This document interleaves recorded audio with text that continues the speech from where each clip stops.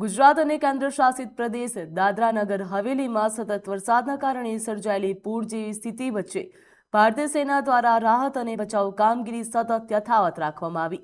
તો હાલ નવસારીમાં 2, વલસાડ વાપી વિસ્તારમાં 1, અમદાવાદ શહેર, અમદાવાદ ગ્રામ્ય અને અમદાવાદ રાજકોટ હાઈવે ઉપર 3 તેમજ દાદરાનગર હવેલીમાં સિલવાસમાં 1 દળ સતત કામગીરી કરી રહ્યું છે.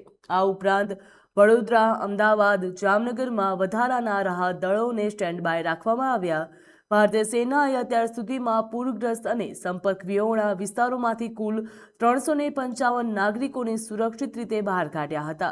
અનેક સ્થળોએ લાંબા સમયથી પાણીમાં ફસાયેલા લોકોને મુશ્કેલી પરિસ્થિતિ વચ્ચે સફળતાપૂર્વક બચાવવામાં આવ્યા. સેનાની મેડિકલ ટીમો દ્વારા જરૂરિયાતમંદોને તાત્કાલિક સારવાર આપવામાં આવી છે, જ્યારે રાહત દળો અસરગ્રસ્તોને ખોરાક, પીવાનું પાણી અને અન્ય આવશ્યક રાહત સામગ્રી પહોંચાડી રહ્યા છે. ભારતીય સેના, એનડીઆરએફ, એસડીઆરએફ, પોલીસ, સ્થાનિક વહીવટીતંત્ર અને અન્ય એજન્સીઓ સાથે સંકલન કરીને અસરગ્રસ્ત વિસ્તારોમાં રાહત અને બચાવ કામગીરી સતત આગળ વધી રહી છે.